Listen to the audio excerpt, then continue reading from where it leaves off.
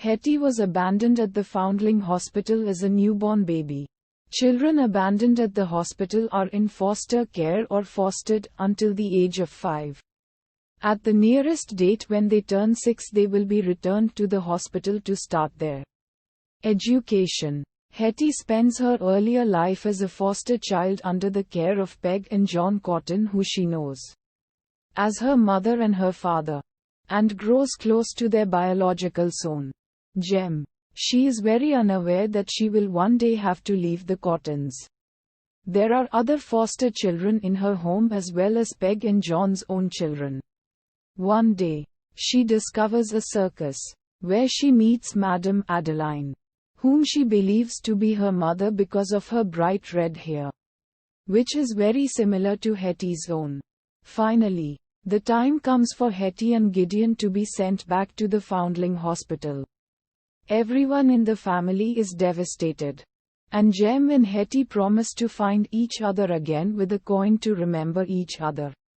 Hetty finds her time in the hospital miserable and oppressive, and often rebels or otherwise talks back in an environment where SH is expected to be meek and obedient. This earns her the animosity of the hospital's matrons, who punish her severely. Despite that, she manages to make friends among fellow foundlings and even staff, including Ida, a kind kitchen maid. Uddharan Chenne. When Hetty is a little older, the children at the Foundling Hospital go to the Queen's Golden Jubilee. On the trip, Hetty sees a circus and believes it is the one that Madame Adeline belongs to. When she discovers it isn't, Hetty manages to run away to find the right one and Madame Adeline along with it. Upon meeting her, Hetty is appalled to discover that Adeline is much older than she appears and that her red hair is a wig. Madame Adeline is kind to her but tells her she must return to the hospital. Hetty once again runs away but stumbles into a bad district where she is nearly kidnapped by a sinister man until an older girl who sells flowers named Sissy saves her.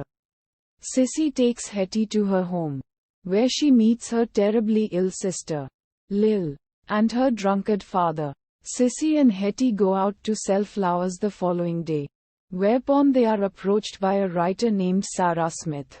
Miss Smith takes Sissy and Hetty to a restaurant, where she asks questions for her new book, Penny for a Posy, and Hetty concocts an elaborate tale of her life as a flower girl.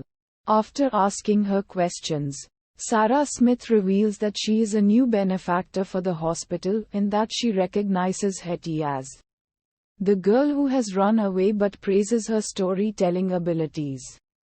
Sissy leaves and Sarah takes Hetty back to the hospital after buying her ink and a book as a treat to record her precious memoirs.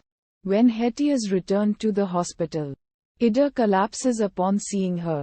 Sarah Smith tells the matron that Hetty was kidnapped and there is to be no punishment, which the matron has no choice but to obey. Hetty is allowed to visit Ida in her attic room, where Ida reveals that she is Hetty's mother and has been working at the hospital to look after her. Hetty's father is revealed to be a man with red hair as well as a sailor with whom she has no contact. Ida tells Hetty it must be their secret, as she will get sacked if she is found out and will no longer be able to see her. The book ends with Ida and Hetty planning a happy future together.